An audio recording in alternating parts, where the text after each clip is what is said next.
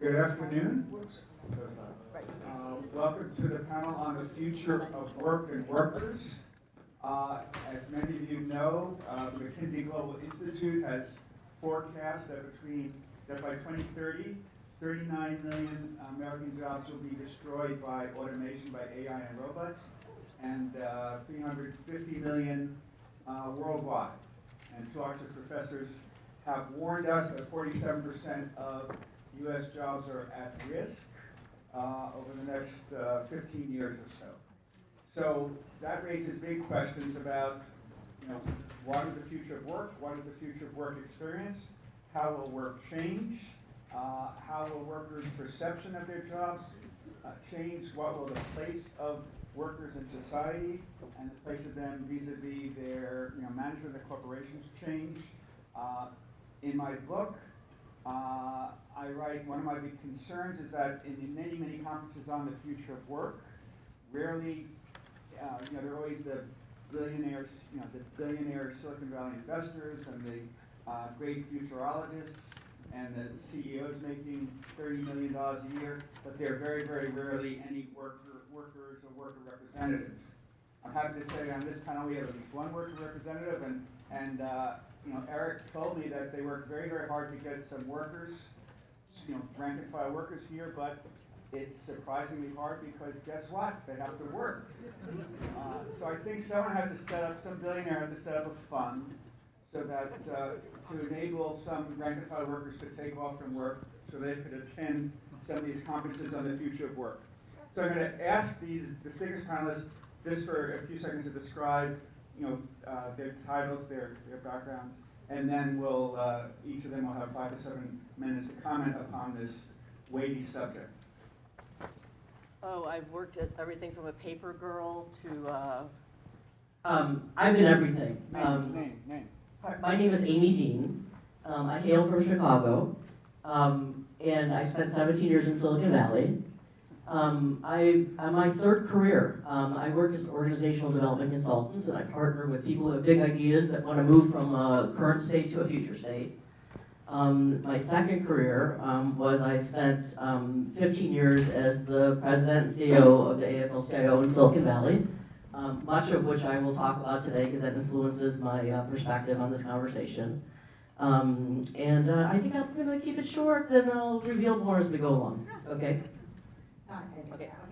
So good afternoon. I am Dr. Angela Jackson. I'm a partner at a venture philanthropy firm that's based in Boston, and I invest in the future of work and lead the future of work strategy.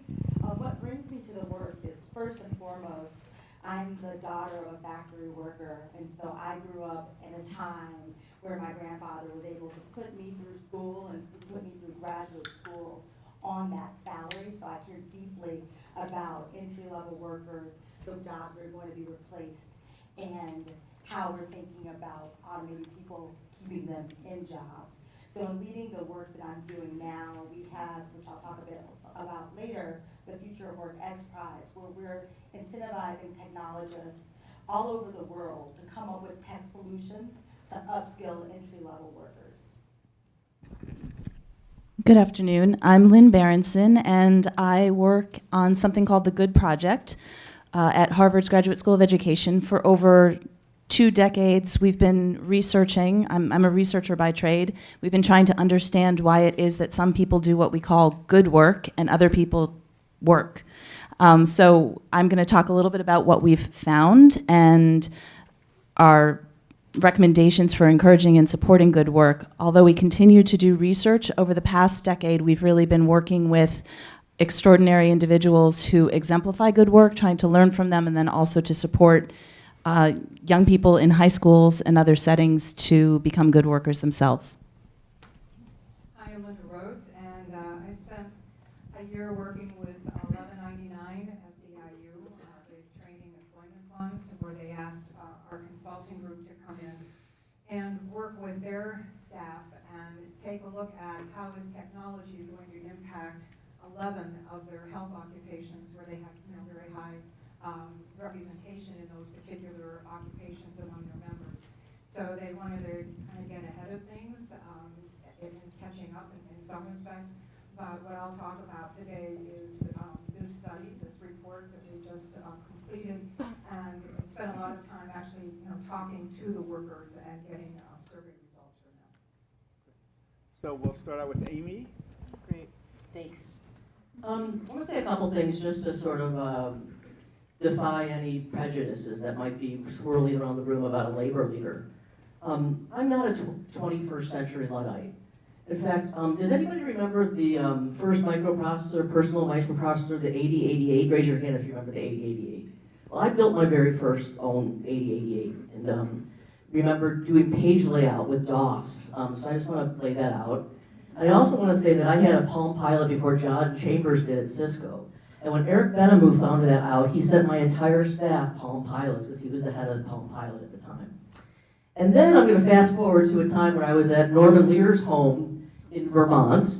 And this was the home that he bought from Robert Frost, the home that he writes about in one of his poems. And he had this convening.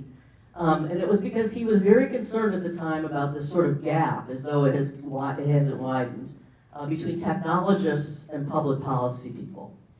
And he was concerned about this widening gap, so he brought together all these people, among them Bill Joy. Anybody remember Bill Joy from Sun Microsystems? You can raise your hand, Bill Joy. And I had a Treo, and Bill Joy was still writing his appointments down in paper and pen. So I just wanted to lay that out in case anybody believes in any way that I'm a 21st century Luddite.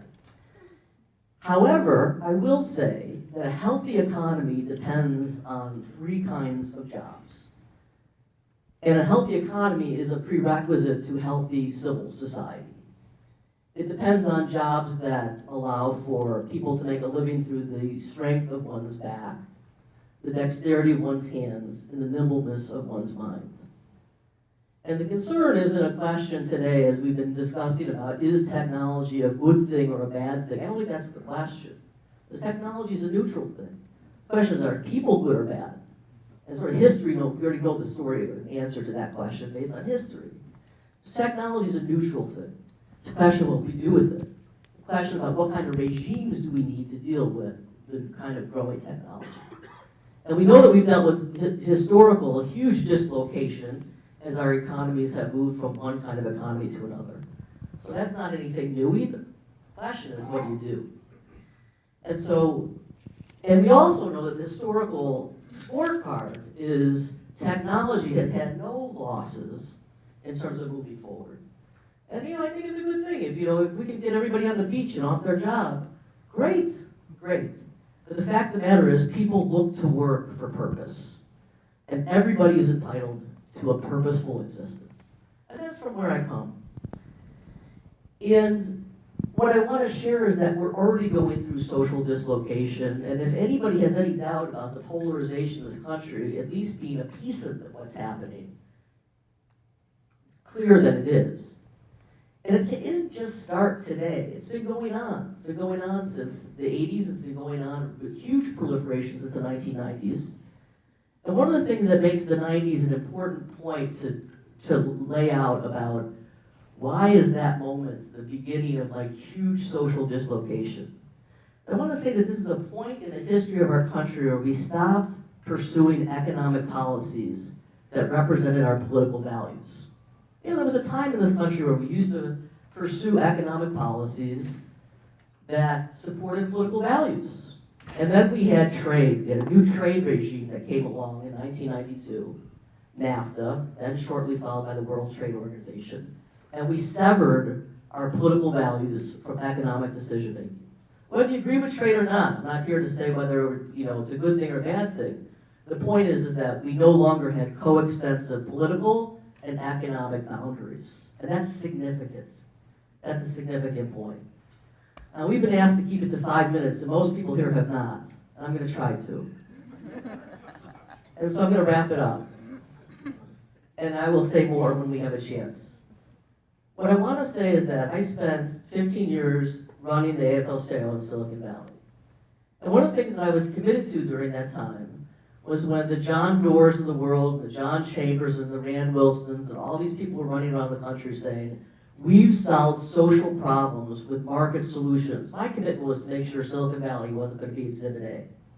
And so one of the things that we did was we said, As these guys are running around the country saying, we have record low unemployment, trade is off the charts, we've got record-breaking profits. Our job was to look at the economy and deconstruct it and say, what was going on with research?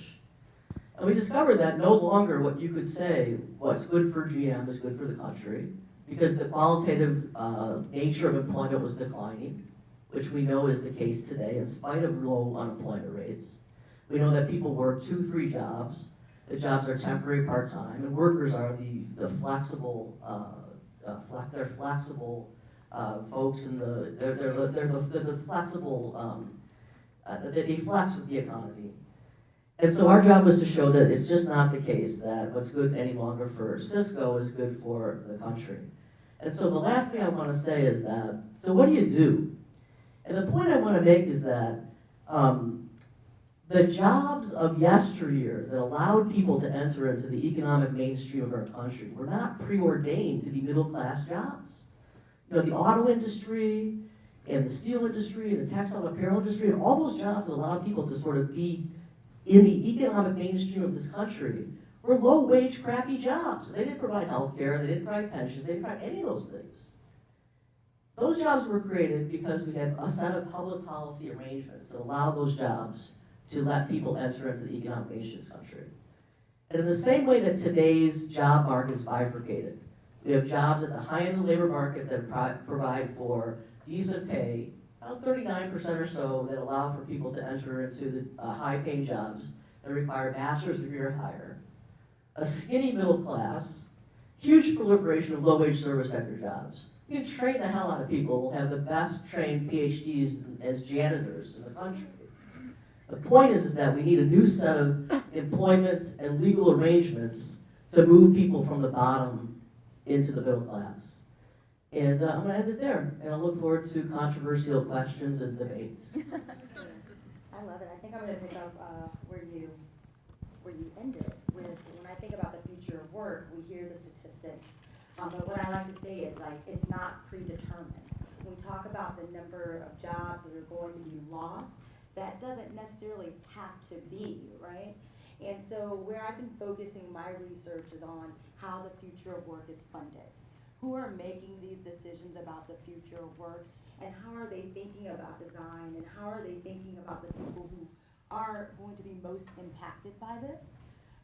So leading this at New Profit for the Future of Work strategy, we've been thinking about how we get leading funders together in philanthropy to use capital as a lever to incentivize innovators who are typically thinking about innovating people out of jobs, thinking about solutions to actually keep them in jobs.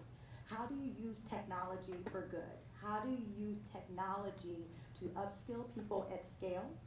Thinking about how do you use technology to bring skills to people and start and begin to close that knowledge gap that people have. It's like no time in history, there's opportunities to learn anything. But we must understand, if we're thinking about the people who are making ends meet, how do they get access to this information? Where do they even have time to take this training when they're working 2 and 3 jobs? So we're thinking about, what does the ecosystem look like? What do policies have to look like so that people actually have an opportunity to be upskilled, also have an opportunity to earn a living wage while they're doing it, and something that's owed to them, because whose responsibility is it? You know, we look at post-secondary institutions like the one that we're in now, those are out of reach for many people because of cost. If you think about somebody who's been in the workforce for 20 years, where do they go to get new credentials? Where do they go to be reskilled? And so that's what we're thinking about now. So what we've led with philanthropy, we've partnered with Walmart.org. We've also partnered with CZI, Joyce Foundation, and Strata Education Network. What we're working on, what we're calling the learning ecosystem of the future. And by that, what we want to do is get innovators, researchers, key stakeholders coming to the table to begin thinking about, what does the ecosystem need to look like? What is a framework for someone who wants to upskill and be ready for the jobs of the future? How are they able to obtain those jobs and do it at a cost that's affordable in terms of dollars, and also their time? So when I'm thinking about this work, when we're talking about who gets a seat at the table about how these decisions are made, we know that capital plays a big part. You talked about Silicon Valley and John Doerr. These are the people, when they're talking about how do we automate people out of jobs, when they're talking about efficiencies, when we're talking about employees who are disposable, depending on budgets, et cetera, we know that if we could use that capital as a lever, that we could incentivize people to design in a different way. And we're thinking about workers and key stakeholders, people who are going to have most proximity to this problem, who stand to lose from this, because there's going to be losers and winners. The people who stand to lose the most, how do we center them in the design process? So a couple of weeks ago, we held a session where we actually brought in workers. And we talk about workers don't have the time to be here. So what we did is we compensated them. When we're designing these initiatives, we have to make it a priority to have the right people at the table, because if we don't, we're going to come out with the same designs. So really thinking deeply about how we get them to the table. How do we get them on panels like this? Because again, they live this day in and day out. Where you find the problem, we also believe there you find the solution. So we're moving forward with making sure that we're empowering workers to have a voice. We're giving away $6 million. We're convening a workers board who will advise us on who we should give the grants to, what some of the judging criteria will be, and what impact they think is most important. Yes, we're thinking about upskilling, but there are other things that are important in the lives of workers. Think about transportation, think about childcare, think about portable benefits. So we're like opening it up and leaving no kind of stone unturned, but asking innovators to come up with ideas that are going to help frontline workers in this kind of new economy and the new future of work. So I'm going to spend a little bit of time telling you about our data, because the kind of data we've been talking about for the last day and a half is very different than the kind of data that I've been working on gathering. You might say that ours is rather old-fashioned because it's qualitative data analysis. We talk to people. So I wanted to spend a little bit of time talking about the findings of the Good Project and then just highlight one of those. But I'm just going to unpack how we've done our research. So over 2 decades ago, we started talking to workers. I think this is valuable because I want to give the individual perspective. We interviewed almost 2,000 workers in a variety of different fields, everything from teachers to doctors to business people to actors. You're going to ask, how did you choose the ones that you chose? And I'm not going to lie, in part it was because of funding. You know, this funder wanted to hear about this one, this funder wanted to hear about that one. So we interviewed almost 2,000 individuals at different age ranges as well. We would sit with them for 1.5 to 2 hours and ask them incredibly interesting questions. It was so much fun. What originally brought you to your work? What are some formative influences? What are your beliefs and values? Tell us about a role model. And we took all of those findings and we coded them. And since having done that research, we've written multiple books and many articles on them. So these findings, through all of them, what we discerned was that we can define good work with 3 E's. The first is excellence. So good work, not surprisingly, is of high quality. What high quality means in one profession or job is different than what high quality might mean in another. Important to keep in mind. But the first E is excellence. So good work is the best that it can be, so that a good worker is striving towards excellence. The second E is ethics. So we're not philosophers.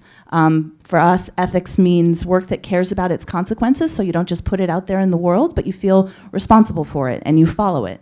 And then the third E, which we only came about 5 years into our research, this is how qualitative research works, it takes a while, is engagement. And that means work that is personally meaningful, because it's really, really hard to do work that is both excellent and ethical. If you don't find meaning in what you do, you burn out. And we heard this especially, I can talk about this more later, we heard this especially from individuals in what we call caring professions, so people who work in service of a direct other. So health professionals or teachers or social entrepreneurs, they are sustained and also suffer burnout because they work one-on-one for a particular individual. So these 3 E's are how we define good work, and then I'm in the rest of my minute, I'm just going to tell you about one finding, and that has to do with the question of responsibility. So one of the questions we asked people during these interviews was, to whom or what do you feel responsible in your work? And we deliberately have that what in there, not just whom, because for some people they feel responsible to an ideal, and we wanted to leave that door open. And people would tell us, I feel responsible to myself, and that's not necessarily selfish, it's to my own standards. I feel responsible to my family, I feel responsible to my coworkers, I feel responsible, some would say I feel responsible to the wider world. We would hear from some that they felt responsible to their ancestors who had given up so much to get them where they were. Others would talk about a responsibility to their God. But interestingly, what we noticed was that the young people we interviewed, and we interviewed some in the ages of 16 to 18, would mostly talk about responsibility to self and what we called immediate others. So if you imagine a bullseye, and the target, the bullseye in the middle is the self, and those varying spheres on the way out are different spheres of responsibility. Young people would typically only say that they felt responsible to themselves and to an immediate other. Now, as a parent of 2 teenagers, one is actually just out of teenagerhood, part of that makes sense, right? You're at this stage where you are very self-oriented. But what we also heard was that they didn't feel that what they did had any long-term impact or any far-reaching impact. What I do doesn't matter. And that can be really troubling if that's the perspective that you take as you approach work. So I'm going to pause there. Well, the task that we were asked to perform for 1199 at SEIU was taking a look at, is this mic working? No. Was to take a look at how these jobs are going to be impacted by technology. And they have, well, I guess this is better. And one of the things that they have is similar to what you're doing. I mean, the employment and training funds, it dedicates a good amount of resources and money and staff on developing training programs and upskilling folks all along and taking a look at, well, what are these different future jobs going to be like? So that was a division that we worked with to take a look at what that is. So basically what we did is that we formed a team, and we did an extensive literature search to find out what really is going on with all this technology and learn many of the things that we've been all talking about for these past 2 days. And one of the things that we did learn by talking to about 55 thought leaders, we brought together the providers who were employing people. So that was hospitals, home health care, and nursing homes, where many of their folks are working in. And we would spend a day event with them, and we also surveyed, we had over 1,300 workers who participated in a survey, more of a qualitative type, to give us an idea of what's going on. And then there were a number of union members in hospitals, home health, and the nursing homes that were talking to us. So we had done all of that, and it was pretty extensive. And especially by bringing them in for these day-long sessions to really figure out, well, what do we do and what's going on? We learned, like what we've heard before, is that in healthcare, technology has kind of laggard over the past number of years. And when you just think of how many doctors, how you had to push towards using electronic health records. And in fact, in the nursing homes in New York, 40% still don't use electronic health records.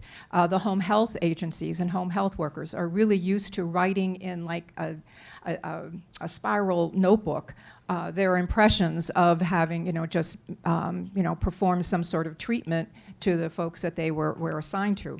So there's, an awful lot still to be done, but they were seeing, especially in the hospital sector, all these kinds of technologies that you're seeing. And so we looked at, with those positions, how that's going to be impacted. But also there was an element to all of this as we looked at the skills, and I'll discuss some of the skills that we had identified, is that, and it's one of the things that I think each one of you have addressed, is that if it is a job that has meaning, it's usually those in those caring professions who are providing direct care, especially those home health aides, and they represent a lot of home health aides who we really had worked with that part of the population. And for them, they're gathering a lot of their meaning and their purpose through being compassionate. And in fact, there was a new book that just came out on compassionomics, where they're trying to actually show the importance of compassion, not to see that as some extra nice thing to offer, but it actually does have an economic return. So in looking at all of that, we learned from all of the, the discussions that we had, is that the growing occupations in healthcare, of course, it's registered nurses, where there's a lot of growth there, physical therapists, the personal care aides.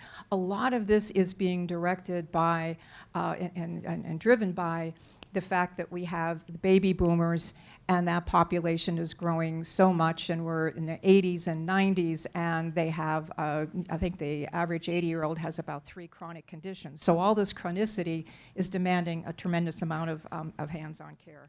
So those were the occupations that we found in the hospital sector that are being lost or being replaced are those that are in other industries. So anybody doing food prep, and you're seeing that in those industries as well, that you were finding less of them, medical secretaries, medical transcriptionists.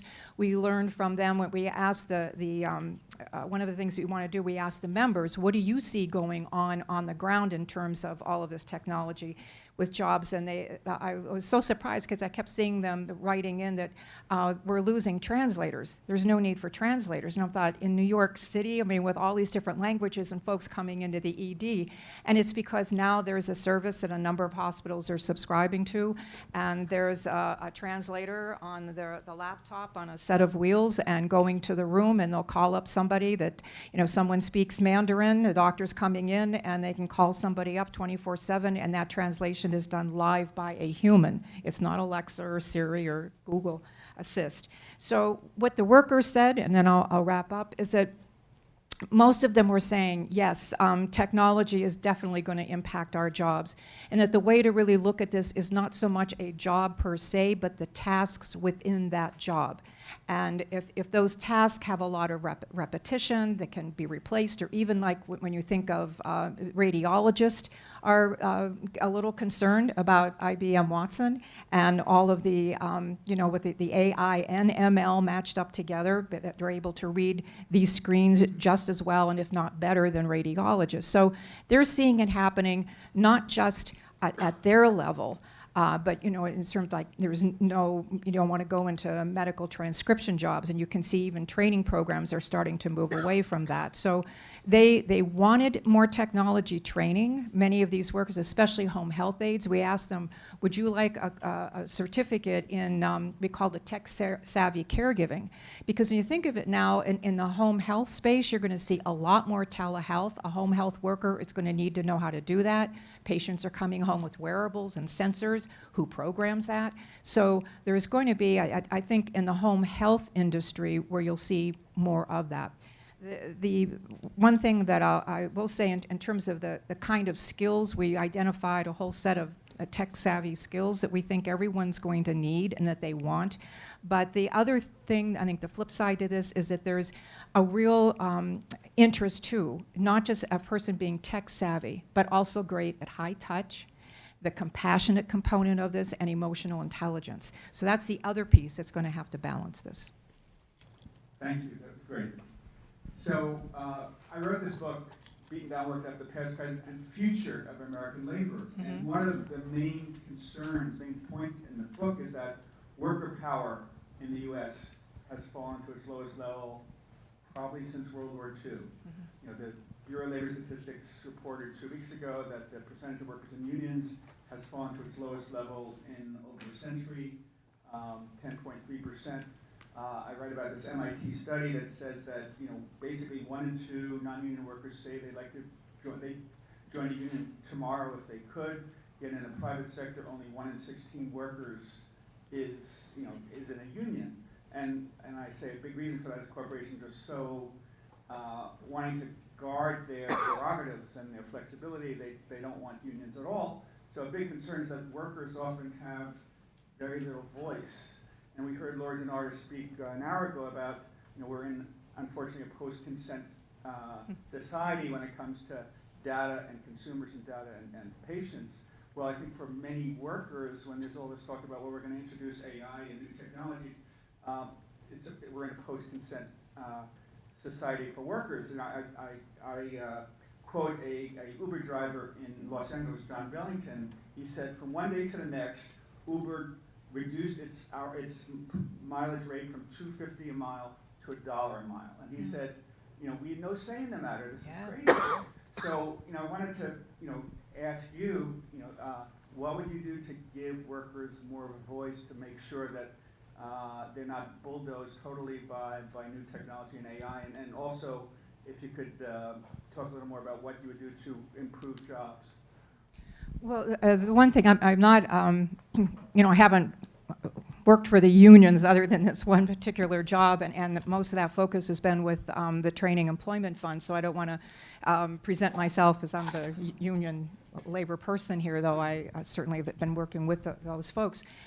I think one of the things that has brought so much power and voice to the workers is something like the training and education funds, because they're able to, through the union, work agreements, and they have different partnerships with colleges and tech schools and that kind of thing. And so as they've been seeing, and the idea that they even want to do a study to figure out, well, how, what direction is this going in, they, I think that gives them some power. I think the other thing, which is really important, what they can bring to the table, is that an augmentation strategy, and the World Economic Forum really has talked about that. And by what they mean by that is that it's looking at what those tasks are going to be and how you can take a job, enhance it with these different technologies, replace some of the things that you're doing that you probably didn't want to do anyway, but to move it and to see it in a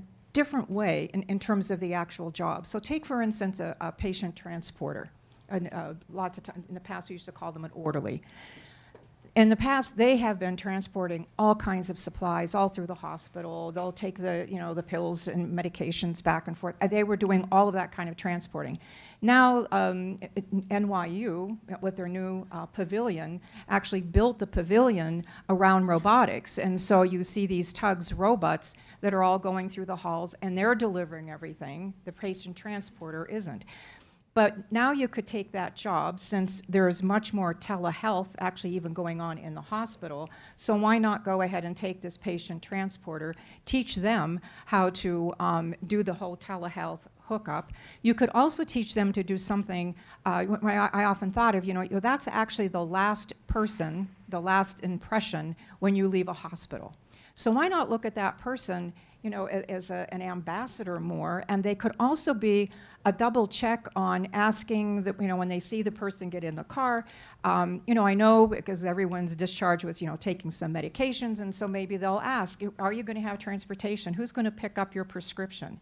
And you could be asking those, several kind of questions, and who's at home to take care of you, and then they'd have a smartphone or in some app, and then they're, giving that information, and then somebody else is looking at that and say, oh, you know what, that's going to be a risk, because if they're not getting those meds, and they're not taking it, and not being compliant, and they just had hip surgery, then, that wound could get infected, and then they're going to end up back in the hospital. The financial interest for the hospital is, we don't want you back in 3 weeks, or we're going to get dinged from Medicare. So I think it's for the unions to be very active now, working with the private sector and public sector employers, to look at what are the principles of an augmentation strategy, that we don't just view jobs in terms of pure efficiency so that it means less people and we save money, but how can we take these positions, take that human element of compassion, and have it work alongside with technology and digitalization, but not replace it. But I think those kind of strategies, getting active right now and how that's being formed is going to be critical. And I just want to build, just building on that. So we are partnering with Marriott International, and they, for scale's sake, they train over 750,000 workers every single year. So they're thinking about how they use technology to do that more at scale and be deliberate about it. And I was talking to their head of global HR, and he shared with me, they're moving towards automation and high technology, but they're doing that, they feel, in service of high touch.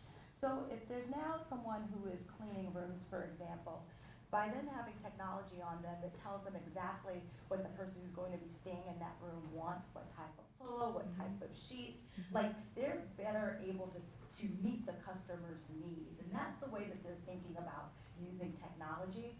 But I think there is going to be a need for employers to come to the table and unions when you're talking about that, because there's not going to be one entity that does it by themselves. And I think, to your point, Marriott as one company is really thinking about their automation strategy and thinking about in a way about how do we keep the people who are employed, keeping them in their jobs. They'll need to be retrained to do different things because automation will be able to do some of those things, but thinking where can technology really increase that human interaction and that human touch. I worry about Kaiser Permanente, which is one of the nation's largest, healthcare providers, and they have maybe the nation's, biggest, best labor management partnership. And in every unit, there are teams of managers and rank and file workers and nurses and doctors that try to, figure out how to cut costs, how to be more efficient. And they work together. The workers aren't fighting technology; they're working to try to figure out how to make it work. And one of the great things there is that Kaiser promised all workers who lose their jobs to technology or whatever a year's pay and lots of retraining.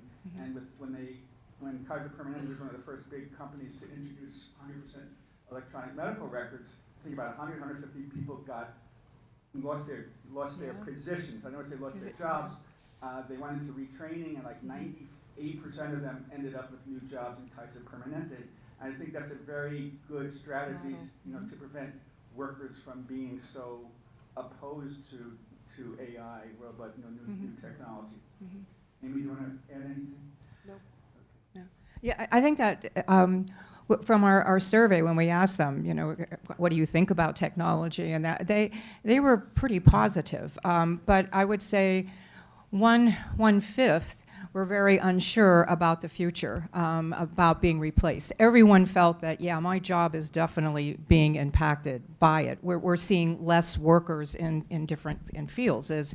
I remember one person who was telling me, he was a lab tech and would draw blood, and he goes, well, there's actually less of us now. We don't have to take all these tubes of blood like we've had to in the past because of the machines and the diagnostic tools that we have, that's only, which is great for a patient when it's only 2 tubes versus, something else. So it didn't mean that in that entire position it's going to go away, but there's going to be less need for that particular kind of thing. But there'll be more need in data analytics and all kinds of other things, on the other hand.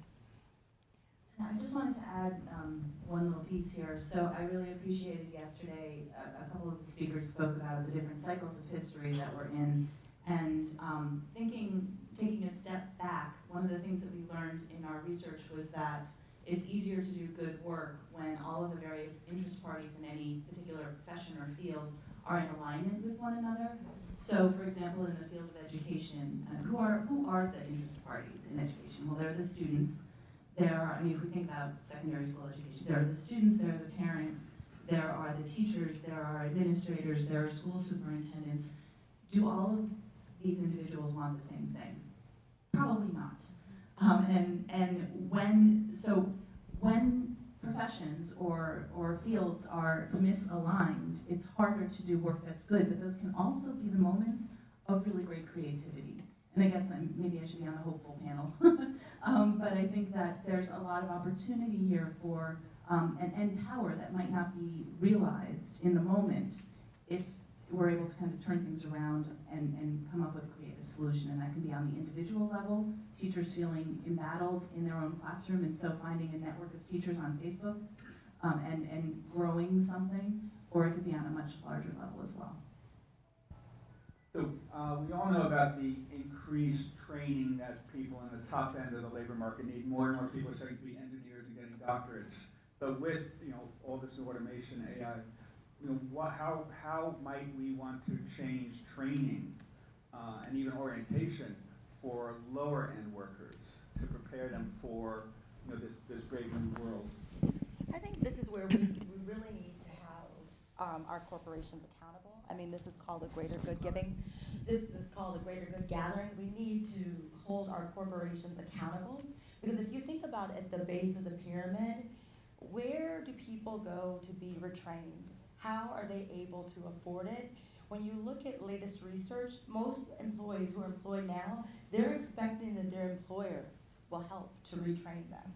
And if you look at employers, there was a survey, research released by the Joyce Foundation and the Annie Casey Foundation that showed that among corporations, they spend 80% of their professional development dollars on middle skill and higher skill workers, so your engineers, your PhDs, who are already highly educated. Right now, they see entry-level workers as almost disposable, right? Most employers recognize that they're going to have a higher, turnover rate for entry-level workers, so they don't invest in upskilling them. And I think the workers only have so much power themselves. I think we also have to begin voting with our dollars, when I say the greater public, and joining them and thinking about the corporations who are being better. Because there's some employers out there who are investing in entry-level workers. That's where we vote with our dollars and begin supporting those organizations. So I think there needs to be more awareness about the corporations who are trying to do the right thing, and make sure that we're centering them and giving to them and buying from them. Well, another way of doing your training that I know SEIU had been looking at is that, they've had it where you can go into areas that are very more localized, so they're given the transportation issue, and they've done a lot of it with flex time, and they're working with all the different universities, and also bringing together employers to discuss what people should know. But I think one of a more exciting thing that I saw the other day is that it's an app, and a company has just developed this, and it's called Skills on the Go. And this is all directed to the non-medical senior care industry, where all of those, home health aides, some of them aren't even a certified nursing assistant. But these are the folks that they really know, especially a lot of these elderly patients. They're seeing them every day, and we can teach them how to pick up on things without being clinical. Usually my nursing colleagues would say, well, but that's their, diagnosing something in terms of a symptomology. But no, what you can do is to have maybe, 5 or 6 symptoms that you should be watching out for. One can be just as basic as you've noticed their urine smells, that is, smells with a lot of ammonia all of a sudden, or, to direct them to be looking at, especially a patient who's diabetic, different changes that they'll know their sugar levels are off. So you can, and what they're doing is that they're showing individuals, those kind of symptoms, and then they're able to go ahead and give us information back, so then that can get to a nurse. What they also are doing is that you can go ahead and look up, if you want to understand, well, what is a decubital eye ulcer, you're able to, go up on this app and visually see what this is, and they're doing a lot of training programs that are being developed so that you know that, or how do you convince a dementia patient or Alzheimer's patient how to take a bath. Which is a really hard problem in terms of anyone with Alzheimer's, and they'll have an actual video. This is how you approach the person and how you communicate. So that whole skills on the go kind of movement on their cell phone, because they all have cell phones, I think has a lot of potential, especially for more of what I call, the high compassionate, hands-on, high-touch folks. In terms of the question about how do we ensure training for lower skilled workers, I want to emphasize the role of employee associations and all of that. Because all the examples that we just talked about that are exemplary, the Kaiser example, the example that you're talking about, those all have collective bargaining representatives. And it doesn't happen in the absence of that. And the median job tenure for an employee in high tech is 3 years. What's the incentive of an employer to train an employee when they stay with you for 3 years? And so the need to have employee associations is so critical to advocate for long-term employment, especially when labor markets are not internal to a firm anymore. And it used to be that a labor market was inside a firm, and you could move within the firm. Now they're externalized. And so to your question, Steve, we have to have not only employee organizations that represent people within a firm, but across entire industries. Right now, our labor laws do not allow you to represent people in an entire industry. And so when we talk about new regimes and new representation models and new employment regimes, we have to have the ability to let people come together and form communities of interest along geography and along industry. And right now, the laws don't allow that. Right now, we have laws that are mired in 1930s industrial economies that allow people to come together in a location that work for an employer, which we know isn't the case anymore. You know, you work for an employer, you may be spread out across the globe, or you work in one location, you could be working for multiple employers. So the need to reconstruct our labor laws, advocate for employee associations, and allow those employee associations to be legitimate again. And I want to make this point because I think this is an important point. Everything we've talked about today depends on cooperation and harmonious relationships between employee and employer. Today, if you want to bring a collective bargaining representative into your workforce, into your workplace, it's combative. It's combative because it's not a legit, you don't get to do it. You have to do it behind the scenes. It's usually a couple of disgruntled employees who get together because they're angry about something, and so they're organizing. And you have this combative relationship that brings the union in, and then once the collective bargaining agreement comes into place, you expect it to be a high-performing institution that's going to work with the employer. Until we legitimize the relationship and the way in which the institution gets to come into the workplace, we can't have high hopes. And so we have to legitimize these institutions again and make them legal once again to come into the workplace. So. So are there any corporations out there that for you are models that are doing an especially good job? Eric and Dalton talked about the importance of sharing, as companies adopt AI, that they should share prosperity with their work.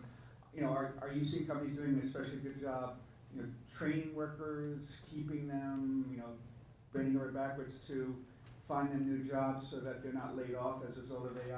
Are there any models out there? I didn't look at many of those kind of models. I mean, we were looking more at the kind of traditional, the training that they already had.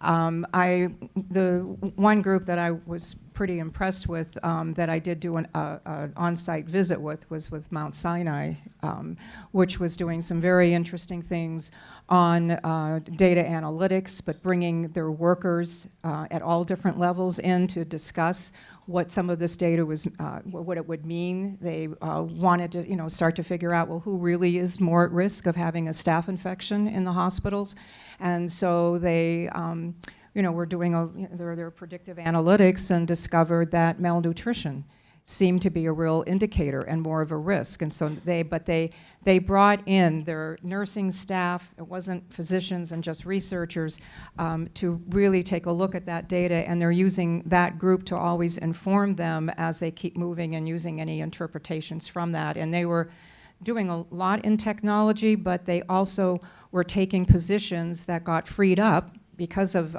some of the automation, and then using them more to provide one-on-one interaction with patients. I saw that happening in the ED. They were considering how do we go ahead and for food prep workers, maybe they could actually take the time now that we're not doing as much on the food prep because of robotics. But wouldn't it be nice? I mean, how many patients, especially among the elderly, they live alone, they have nobody. Wouldn't it be nice if they come and sit with them and eat? And so they're all starting to look. That was one group, and I am sure there are others, but that's the one kind of model I started to see, is that how do we bring this humane element to providing this kind of care, use this technology, but don't have it replace it or become so enamored with the bells and whistles of it, or finding a way that, this is great, we can reduce the workforce, and then we're not dealing with people asking for family leave because they need to take care of a sick child or a parent. So this isn't a business or a corporation, but I have examples of educational models trying to encourage young people, empower them to become social entrepreneurs. And I know there are a fair number of social entrepreneurs in the room, and these are very small models, but I think they're really exciting and provide a lot of possibilities for the future.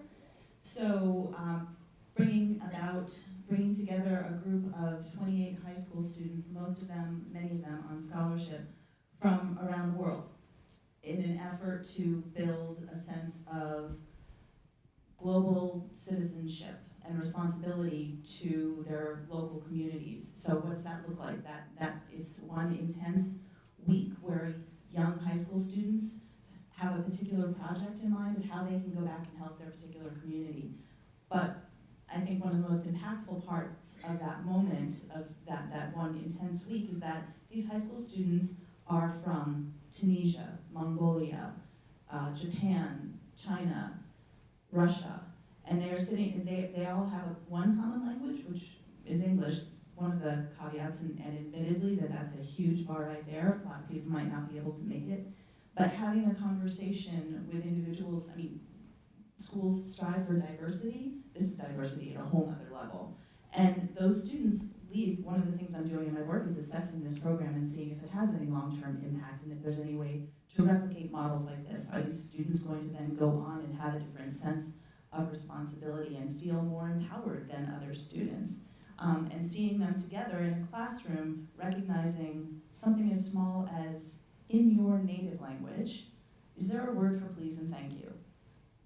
For some there is, for some there are multiple words for please and no words for thank you. What does this tell us about your culture, and what does that mean about the ways that we may have been misunderstanding one another? So I think in terms of models of empowerment, that's what we're trying to do in our work, is find at the high school level ways to encourage and support students to feel that they can have some impact at a local level as well. Yeah, so one organization that I've been looking at recently is Nando's. It's a fast casual restaurant that's based in DC. It's out of South Africa. They call their Nandakas, which are their like kind of frontline employees. And it's really interesting. What they did is they had a very high turnover rate, which is not abnormal in fast casual restaurants. It was hovering around 150%. And what they decided was they wanted to make a concerted effort in DC and Chicago to hire people from their community to work in the restaurants. So they partnered with McKinsey Generations to train and do a training for all of the employees, people who are living in the surrounding area. And then they committed to hiring from the areas that were surrounding their restaurants. Once a person is hired, they actually give them a career plan. So they tell them how they can go from a front cashier or working from food prep into a management role, into corporate office. So investing in that way. The second thing they do is they try to look at the employee holistically and understanding this entry-level worker, what else is going on in their lives. So they have emergency assistance programs where they're giving funding. They give each employee a training budget, and then they offer anyone who is working receives free food. So what they've done by doing those small tweaks, they've reduced their turnover rate by almost 75%. I mean, it's really significant. And yes, it's a big investment on their part, but they feel like longer term, by them retaining employees, that could be a model. And it goes back to what you said, giving people purpose. When I talked to the head of HR, she said that when she talked to people and talked about a career plan, like that's the first time that someone had ever had a conversation with them. So it showed that this organization actually cared about them as an individual. So that's a model. I'm watching to see how they replicate that. To some people, prominent people in society, including one prominent presidential candidate, the answer to the problems with the future of work is universal basic income. Andrew Yang calls it a freedom dividend. And the thought is if millions of Americans lose jobs because of technology, we'll give them $1,000 a month. And I have this vision that, you're going to have all these people just sitting on their, becoming couch potatoes, watching TV, 16 hours a day and living on their $1,000 a month. I think a lot of people would not like that. Yang and others say, well, maybe they could use that $12,000 a year as seed money to found a business. I say good luck with that.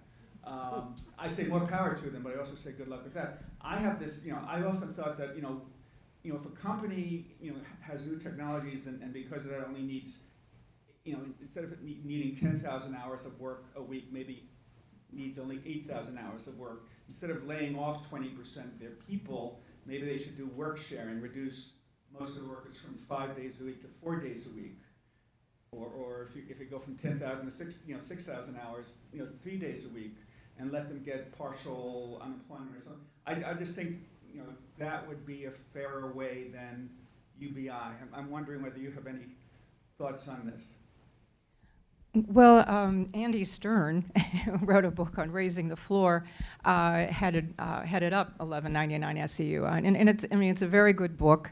And he came out, I think it was about 4 or 5 years ago, saying, something needs to be done, that this is going to be so big. It might not be quite as big, there are certain positions in healthcare, but when you look at all the cashier jobs out there, just walk into any mall today, and you just see how so many jobs are gone, and the use of the kiosks, because then we're not going to need cashiers, and what Amazon goes will bring to us, and then the whole thing with all the, I guess it's 29 states that drivers of some sort of a vehicle are the #1 job, and so I think what Andy Stern and then what Yang is saying is that, look, this is going to be so big and so disruptive, and to think everyone is just going to find another kind of job is going to require another way of looking at how do we provide people that they'll still have meaning and some sort of an income. And I don't think for $12,000 that's going to take care of your needs. But in some respects, that might help in some ways where a family, I think one thing we ought to, when we talked about like organizing society or in companies and how we need to change, when you think of all of the money that's invested in after-school programs throughout the country, because parents can usually have to work up until 5 or 6 and really begin to question, why is that so necessary? I also saw research one time that the teen pregnancy rate, the time frame, it isn't like late at night, that it creates the environment for it. There's nobody at home after school. And so they're all home at 3 in the afternoon, and we make everybody work. And so if we had more of a family-friendly view of childcare, child raising, and balancing work, that will, I think, be a very important thing to also accomplish.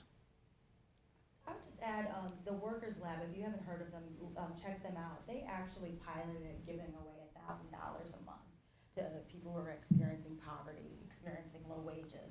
And really what they found was that it became their emergency fund when life happens. Yeah. When someone was unexpectedly laid off, when there was a health instance of their health, there was a hospital bill. And so when you think about that $1,000, like those people didn't see it as something that they could actually live on or would stop them from working. It was a thing that actually helped them put food on the table and groceries. So, when I think about that $1,000, I'm not worried about people being lazy or not doing anything. We're just saying that that's just going to be the minimum to keep people engaged who are already suffering even before this onslaught of automation. So any questions from the audience?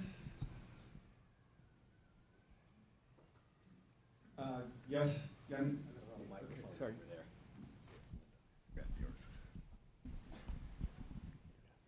Well, thank you very much. No one's talked about climate change, clean technologies, retrofitting infrastructure. The European Union is focusing on a zero carbon economy by 2050. I think that there's a source of jobs right there. What was the question? It was a comment. Clean comment. Clean tech. As soon as Donald Trump gets his $1 trillion infrastructure plan approved, then we could really get seriously. I mean, you're absolutely right. I think we all realize that. Maybe we didn't see that as part of the purview of this panel, but that's a great avenue to create very good middle-class jobs that often won't require college degrees or engineering degrees. Millions of, hundreds of thousands of construction jobs. there's been a lot of tension between worker groups, i.e. unions, and environmentalists. Environmentalists say, let's close down not just the coal mines, but the coal-fired power plants and the gas-fired power plants. And the unions say, wait a second, you know, there are thousands of good jobs there, and we're not going to jump tomorrow to, you know, $1 trillion in new infrastructure. And some of the environmentalists say, well, the people who are now making $50 an hour working in gas-fired power plants can install solar panels for $13 an hour. They don't want to do that. So here in New York, actually, there's really been an innovative idea led by some professors at Cornell, working with some union leaders that Andrew Cuomo has signed on to build offshore wind turbines. And they have them in Denmark. They have a few of them off the coast of Germany, you know, like 200, 300-foot tall wind turbines that would create lots of jobs for, you know, longshoremen and steelworkers and ironworkers and carpenters and plumbers. And so yes, you know, there can be a ton of great jobs. And the question is, you know, as we heard in the previous panels, there isn't enough government will to do a lot on many of these important things. Sorry, I wasn't a moderator for a second. So I just wanted to thank the panel for being here real quick. Angela, I'm so happy you shared about your family history and how your grandfather was a factory worker. My parents are refugees, and when they came to the US, they got factory jobs, blue-collar jobs, working from 4 p.m. to 2 a.m. in the morning, and then 6 to 4 so that they can drop their kids off. And they were also affected, as you talked about, by NAFTA, because from Rhode Island, working in textile factories. And once after 1994, a couple years later, it finally hit, they were laid off. Luckily, they found other assembly jobs. So thank you for that. Now to my question. First, I wanted to ask, what is the role of working with the US government, for example, the Department of Labor? I know that they're thinking about renewing TAA, Trade Adjustment Assistance, in 2001. What about updating that to Trade and Technology Adjustment Assistance? Because, you know, a lot of people laid off more by technology rather than trade. Second, I know we talked a little bit about how worker power is decreasing, and what about, are there any advancements? I know back in the summer of 2019, last year, the Uber drivers were negotiating a union agreement. Have we seen any advancements on that? Amazon just introduced like Amazon Flex, where people can be delivering Amazon packages as part of a gig job.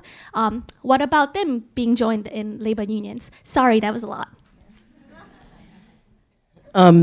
So I'll take a piece of that.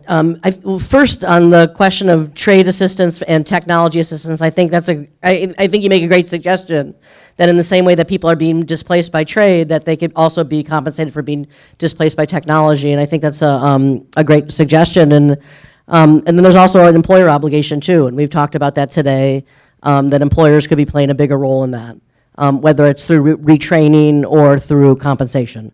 So I think that's a good suggestion, and it's certainly just a question of political will. That's all it really is. In terms of the Uber drivers and you know, what kind of representation or what kind of how do you rationalize that the gig economy? Interestingly, California just passed a law. I don't know if have you heard anything about this? You were shaking your head. In California, they just passed a law to make them employees. Amazon, Jeff Bezos is going crazy about it. The only reason I know is because my brother's general counsel, and so he reports that. And so, anyway, so the point is that he's going crazy, but they made Uber, they're making them employees. And so that is easy enough to do. There's nothing preordained about these guys being independent contractors. And so the point I was making earlier is that although there are new ways to work workers and employment arrangements have changed dramatically, there's no reason that you cannot create new ways for people to be represented. It's just different. It's that the employer of record is no longer a single employer. It's an industry or a collection of employers. So there's no reason you cannot make these gig economy employees eligible for bargaining. The difference is that the basis for unity among employees would not be either location in one place of employment or an employer. It would either be geography or it would be industry-wide. Does that make sense? Yeah. I'm just going to add to that. So Seattle passed the first of the nation law saying Uber drivers and Lyft drivers could unionize, even though they were considered independent contractors. And Uber and Lyft took the city and state to court and said, this violates antitrust law. These independent contractors are banding together to try to set rates. And the city and state, the city said, but there's an exemption to antitrust law when it's backed by the state. The Ninth Circuit ruled that because it wasn't state-backed, only city-backed, the exemption did not apply. So here in New York, a state senator, Diane Savino, is considering introducing legislation that would say, even though they're independent contractors, we're going to let them unionize because we're giving them a full state-backed exemption to antitrust law. So that may happen, and again, Uber and Lyft would be very angry. The law that Amy mentioned in California that requires Uber, Lyft, DoorDash, Instacart to treat their deliverers and drivers as employees, that's just under state law, but it doesn't affect federal law, and so they can't declare them employees under federal law. And the Trump administration has declared that Uber and Lyft drivers, for the sake of unionizing, shall be considered independent contractors and not employees. So it's very, very hard. But they could band together. Oh, let me just add this. So here in New York City, I was at a conference. I was in a conference across the hall with the head of the Taxi and Limousine Commission, Mary Joshi. She was, so the Uber, her commission did a study finding that over 90% of Uber and Lyft drivers in New York were making less than the minimum wage per hour. So they were pressured by various union-like groups like the Taxi Workers Alliance and this Independent Drivers Guild. They pressured the Taxi and Limousine Commission to raise their pay, and the Taxi and Limousine Commission got the City Council to pass a law that requires a minimum pay of $17.22 an hour for Uber and Lyft drivers. And that's a huge success, and drivers in many other cities hope that their cities will do the same thing. Yeah, but then what do you do when Uber is going to introduce, what do we do then when Uber and Lyft introduce driverless cars? It's coming. Yeah, it's coming, I know. Well, the flip side to that, the good side to that, here's the positive side for the technologists who have been advocating for the positive side of technology today. 30 years from now, Google and Amazon are working on this now, where the grid, there's going to be a big grid in 30 years from now, where we're going to have all driverless. It's all going to be driverless. And Google and Amazon are working aggressively on it right now, where you'll register your car. There'll be very little private cars. And the good side to that is after you get to your mortgage and health care, the single most expensive thing for working people is your car. Yeah.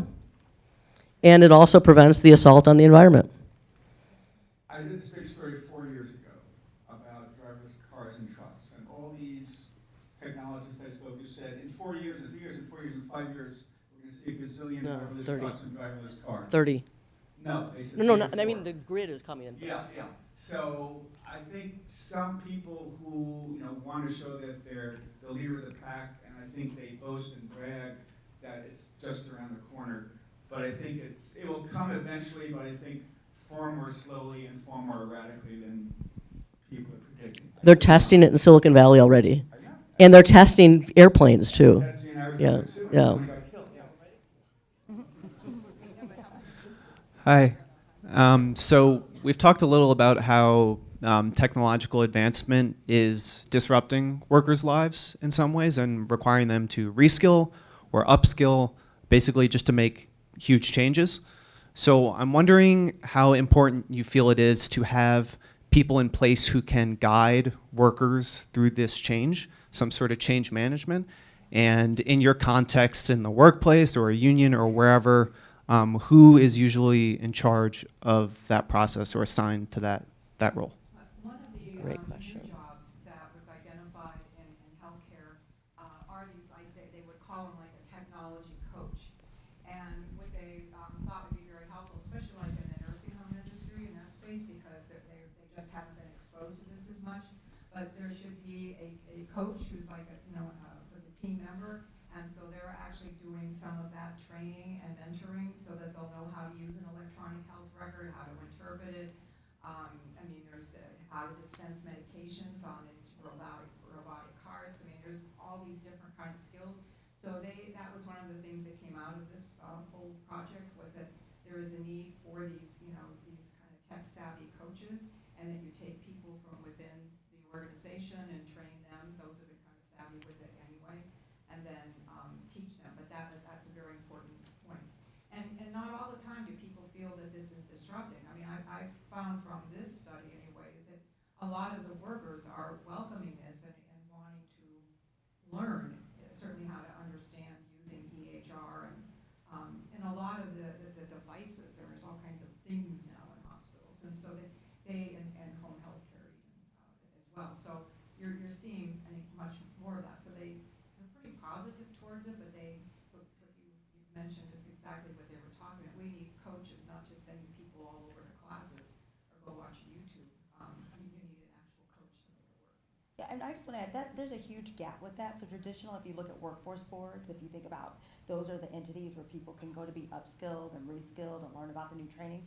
There's a gap between those boards and employers. So if you think about what's the latest technology positions, let's say Google, Facebook, a lot of workforce boards don't really even know what those positions are. So like really what we have to think about is this like new ecosystem around learning. Thinking about once you graduate high school, what happens then? And again, I keep talking about whose responsibility is it to close that gap between corporate and thinking about people who are coming out of school, because right now there's an information gap to know what you should be training for. So a lot of workforce boards, everyone's talking about coding boot camps. And I hear that and I almost cringe, because a lot of the coding boot camps people are going to, like all of that's going to be automated in short order, and most of it is right now. And so we're actually training people for positions that are already outdated. And so that's why I'm saying we got to bring employers to the table, and we got to make sure we get that information to begin to flow. And just to add to that point, our employment and training system is woefully balkanized. Community colleges have the bulk of responsibility for training, and I think one thing that I just want to point out, if there's two issues that make it really difficult. One is HR directors in firms often will tell you, I don't know what the skill sets are 3 years from now that we need. And so that's a real issue, that not being able to forecast that. And the second issue is that often firms do not handle HR as HR. They handle HR as a procurement function. And so those two issues make it very, very difficult, plus the bifurcation or balkanization of our employment and training system. Last question. Maybe you took the thunder out of my question. But Pardon me? It was going to be exactly that. How can we reinforce the training not only at community colleges, but also possibly at high school level, like senior and junior students, that they know they don't want to go to a four-year university, but they want to go in the right direction with an assistance of a coach for what should be a good lifestyle for the next 5 to 10 years. And even that's long haul. That's number one. Number two, there are people, and you mentioned Mount Sinai, and I give them a shout out, that they have linked things like climate change to public health. And they've also, once a year, for everybody who's here, they have something called Sinai Innovations, which is all the technical new things that are happening for free, open, not only to Mount Sinai, but to the whole community. Anybody from anywhere can go there. And it's like 2,000 people, and you learn the technologies that are coming out. And they also have coaches that help the young students say, I want to go after that. So how can we, policy-wise now, force that to happen more? I mean, Mount Sinai is one good example, but we need dozens and hundreds of that. So I'll just go quickly. I can't speak to policy. It's not my area of expertise at all. I can speak to high school education, and I would say one of the things that we've learned in all the years that we've been working with educational leaders is the importance of pausing and reflecting as a high school student, teaching that muscle. This is where we've talked a few times now about getting a sense of purpose and meaning. And somehow within curricula, building in a moment to pause and stop and say, why am I doing what I'm doing, and what will make me happy, and where will I find meaning? And then the other is just sort of a shout out to something we haven't highlighted, and in high school students I think it's a huge problem, and that these are mental health issues. So we have a whole generation of students who are freaking out about everything that we're talking about, having no sense of whether or not they'll have any there, what can I possibly do? I'm not possibly going to be equipped enough, and then also feeling alienated. And in addition to coaches, I think we need counselors. On that happy note. So thank you, panel. Thank you for your very good questions.